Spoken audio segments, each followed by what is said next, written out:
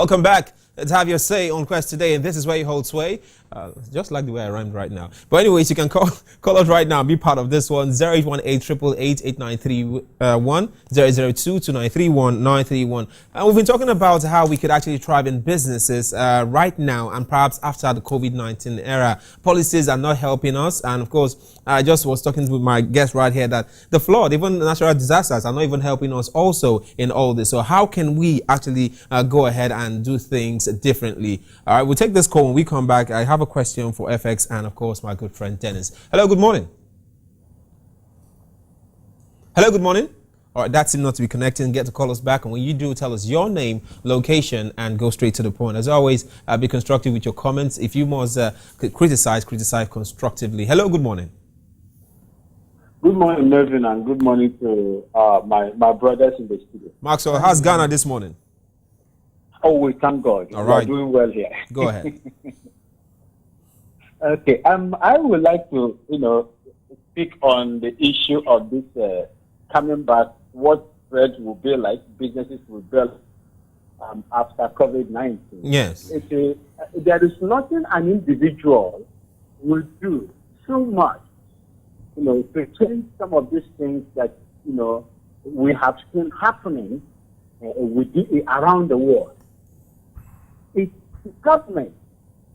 They are the sole, the box stops on their table. They are the policy makers. What are the policies designed at least to alleviate some of the economic problems these SMEs and individuals will face after this COVID-19? COVID-19 has, erased so many things, and we are now in a system they call new normal. The world will never be the same. But the ability of our government to churn out policies that will help to, build up confidence in the investment sector. That is the only thing. Individuals have nothing much to do when it comes to this.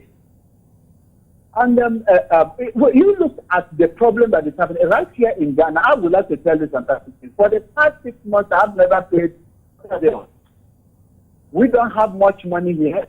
We are not as rich as Nigeria, but we are being helped. Some policies are being given to, and down to the last man, still sick. I have not paid electricity bill. I have not paid water bill. He has not paid electricity bills. This lockdown started. We are in Africa. In Nigeria, even natural disaster has nothing. The government has no policy at all whatever to help Nigerian people. With the enormous amount of money this country has been making, especially from the Niger Delta. Yes. What are they doing to alleviate the problem? Is this the same government that is going to help you to build up your businesses? I don't think Nigeria has a future after COVID-19. Thank you very much, Maxwell, for coming through. All right. Harsh reality of times we face right now in the country. Well, let's talk about, are there ways, FX, are there ways we could actually walk around these policies and probably help that business that is looking like almost gone, revive and stay afloat during this period? Okay, I think one major way we should, engage, during and after this period is for us to be able to create and engage more, in upgrading our online presence, so we could reach out to more people than our local and immediate environments. And then when we do that, we must ensure that we're able to activate what I call the instant marketing, customer strategy. A lot of people market online, but they lack the follow-up and then closing the sales. People just go online, create an Instagram or a social media page, and then post things on it. They don't care on how to be able to run sponsored ads and do things that will help them to be able to get instant customers and close the sales. So if you are having an online platform and then you're using it to reach out to people, you should activate the instant marketing and sales strategy. Ensure that your marketing actually tracks people down, is targeted based on what they need, right? Exactly. So target a particular range of people, and then people that you are serving their needs based on the kind of business that you do. Don't just create an online presence and say, okay, because COVID-19 has forced us to now go into online business, let me just create a platform online, create a website and sell anything, you know, and just put anything there. And no, it's not like, doesn't work like that.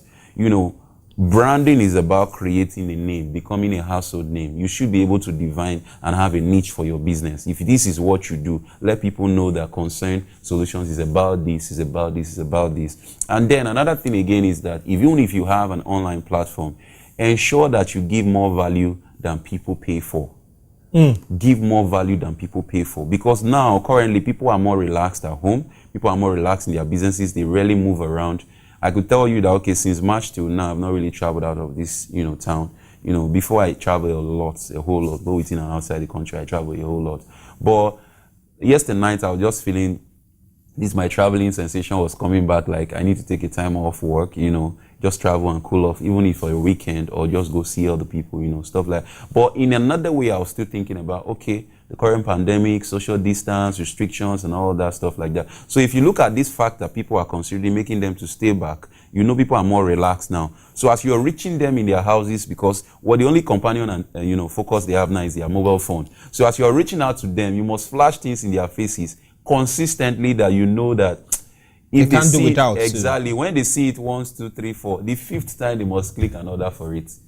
And then from there, you begin to make the money of what you spend on your online presence and every other thing that you do, you know, on social media. Then he made a particular point there that I think, like I said earlier on, many youths right now are probably tilting towards that direction and seeing the need to use the social media for the need that it was created for. Because I want to say this here, that when it was created by those who did, they actually saw the need for business and what have you. But you do know youth actually used it for various things. But now they are seeing the need for it. The social media, how important is it in this period in doing business?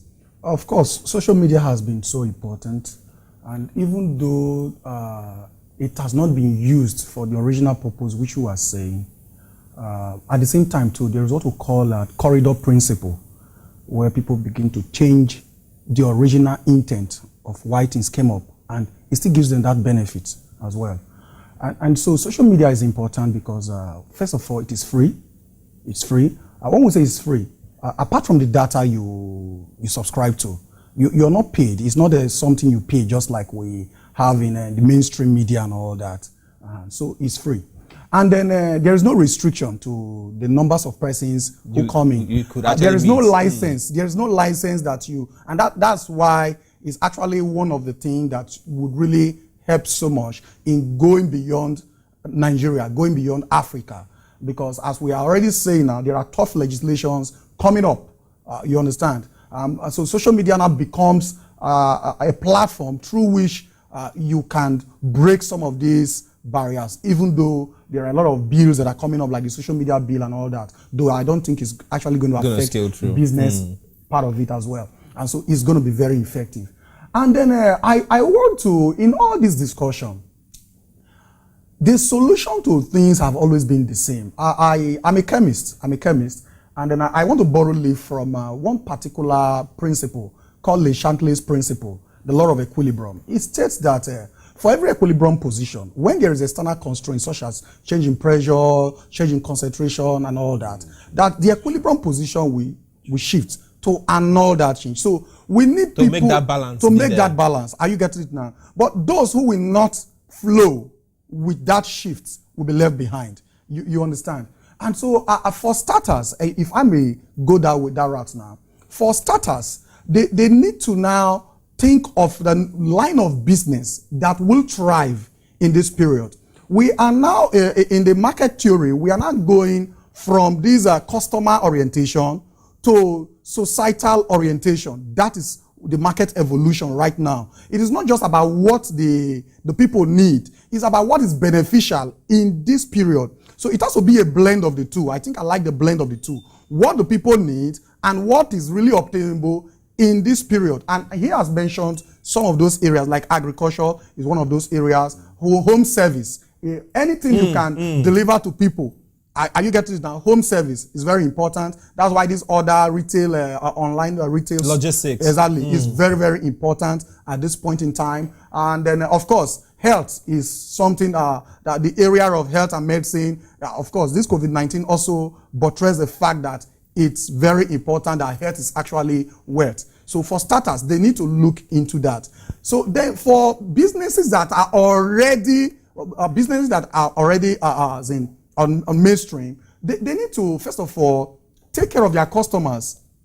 They now need to re-emphasize their brand equity, because it is that brand equity that will engender loyalty.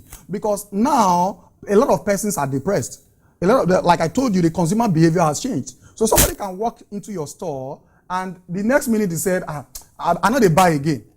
And you look up, they say, what happened now? You see, so you don't need to be a businessman, B-U-S-Y. You don't. When you walk up to some persons to buy something from them, they are so rich and busy that they don't even look at you. They will just go there and go there and go there. This is not the time to do that. If you do that, you will lose customers. Are you getting it now? The same thing with what he's saying. Your response rate online, you need to check it. Now, you've posted a lot of things on your Instagram page and all that, and somebody sent you a message. And you refuse to reply. And you refuse to reply for over, let's say, a month. Then the next thing you say, hey, sorry, I'm just seeing this now. You are not ready for business. you are not ready for business. So we need to shift the way we behave towards people during this period. Then he was saying something about his mom. What he was actually, I don't know if that was off camera. Now, the issue is this. You now need brand strategy, brand diversion strategy. You need to have a brand diversion strategy. You've been in business, but this your business now is not really trending. And there is something related to that your business. This is the time to dive into it. By using that your brand, because it's already established, and so you really it's easy to actually get people to subscribe to it. So you need that brand extension strategy. Some people call it diversification. Of course, Dangote is into that. A lot of persons are into that. So this is the best time to do that. Then you need to also plan for contingencies, because whether you like it or not, this new normal is still changing. It's not really well established. It's still changing. So you need to plan for contingencies and be updated. You have to be updated. For example, you need to communicate with your investors. You need to communicate with your distributors. You need to communicate with your customers, because even your customers have more information than you. True. Imagine if you are doing a business and you see that maybe your business wasn't really moving for this period, and the next thing, you see your customers coming to buy from you. And you say, man, business move to do. Perhaps business don't move. Now, because of, say, you never know, say, the price of that your product, it don't high. So other stores around you have increased their price, but you are not aware. And so customers will always, most will not even inform you. So they will just come. They go rush all wait till you buy. You will say, my business boom. You go back to the market, you can't buy again. So you need to be updated. You need to even get in touch with people doing your business in other locations, because you're not a threat to them. I do that a lot. I have friends who are doing my business in other cities. I ask them, what's going on there? What are your plans? What are your strategies? You learn from people. These are the things that I think we can put in place in order to go around this legislation, even though we are still actually on the neck of the government that they should do the needful. Well, I love programs like this, because even while we were talking, the business idea just came. Don't ask me what it is. Seriously, the business idea just came into my mind, where I'm fusing two sectors together, and of course, I will just be the middleman enjoying the money. But let's take a call right now. 0818-888-8931, 0802-2931-931. When you call in, let us know your name, location, and go straight to the point right now. Do we have one more call coming in? I think not. All right, we'll have about 10 more minutes to do this right now. Akpos, even as we wrap things up right now, like I said, something just came up my mind right now, and I'm looking at it, and I'm seeing so much millions right now. Hello, good morning. Nice.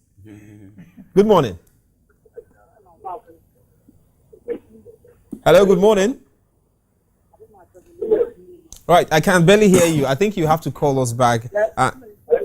You have to call us back so we can actually get that communication and conversation going on, okay? You call us, be much more audible so we can get that flowing. All right, let's talk about business measures. Right? Don't look at my paper. Let's talk about business measures right now. How important is it in order to also survive? Okay, like I keep saying, there was once I said, and I keep saying, the future of business is collaboration. You take it, or you are out of business. True. That's what is going to make your business stay relevant. You know, I always tell people, see, what you do is not as important as how you do it. How you do it is more important. You need to leverage on collaboration, merging with other businesses. Even at times like this is even more better. It makes you even to make your niche to be sharper. Like we have a niche for switch delivery. What people deliver to you in 2 weeks, we deliver to you in 24 hours. So they know Concern Solutions Limited for that. So if anything you're doing and anybody thinks of a swift stuff, we need to use this thing tomorrow morning. Who comes to mind? Concern Solutions. So you must understand that if you're not having a niche in business and you are being busy, there was a time we did a topic, the business of business. A lot of people are busy thinking they're in business, but they are not effective. So don't do business just to make money. Understand that this guy can do this thing and I can do this thing. I process part of it, 20 of it, and move it to him to do the finishing, and I deliver to my clients in less time. It makes you or your brand be the go-to person, go-to office, go-to brand when it has to do with anything that has to do with that. Then another thing when it helps you to be able to do, it also helps you to instigate or trigger new ideas as it relates to your business. You know, I mentioned something.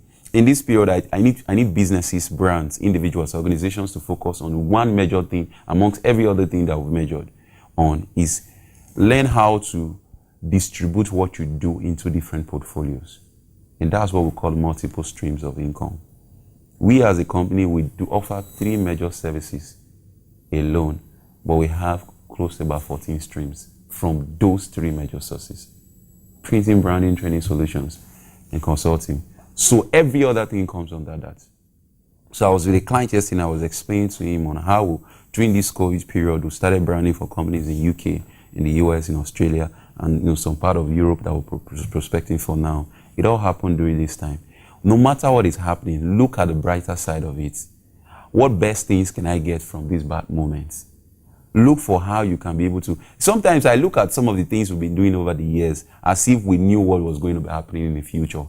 Sometimes you don't allow the future to take you by surprise. Do things that you know that you'll be comfortable at doing. I met a client that owns a school and she said, how's business doing? She answered herself again, I know business is doing fine for you. She asked the question, she answered the question. Because she sees our post, she sees things that we do, and she knows that no matter it is now, there are lots of things that we do. People keep registering their companies every day, people keep branding, people keep doing occasions every day, people keep calling us to host their events and all that. So everything is still going on well. So understand that if you collaborate more with people, where you are not able to reach, you still have an extension there.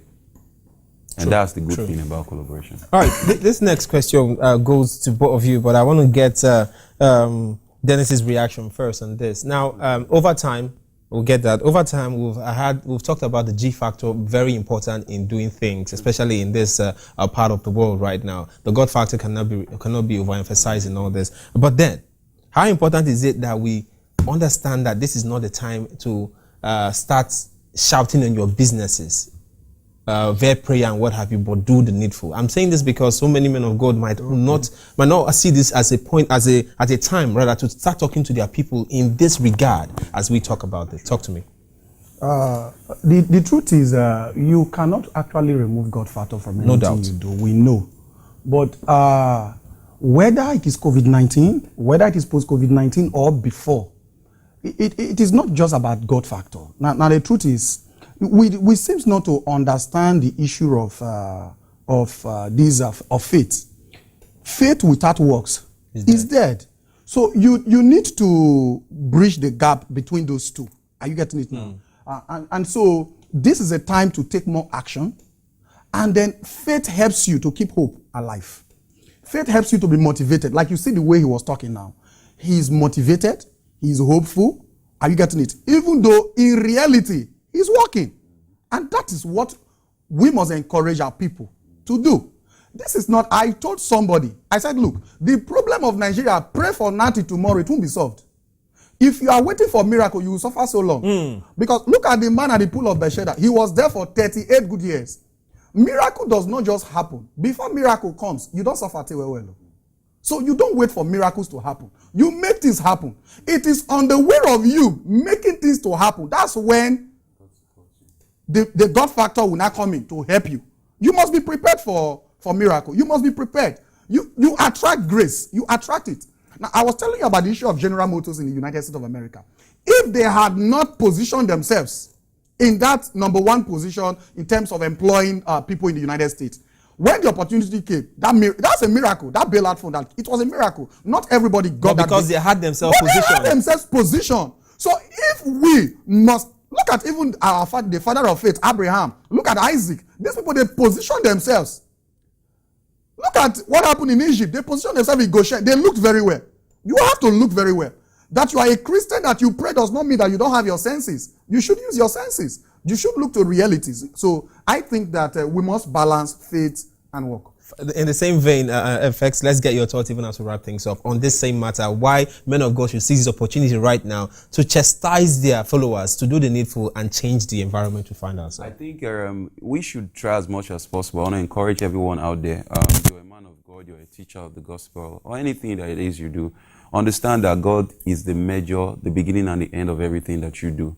One thing you should understand is that I think this is the right time for all churches and religion organizations, mosques and every religion that it has to do, should even create now a business class for their service. They should be able to say this service is 2 hours.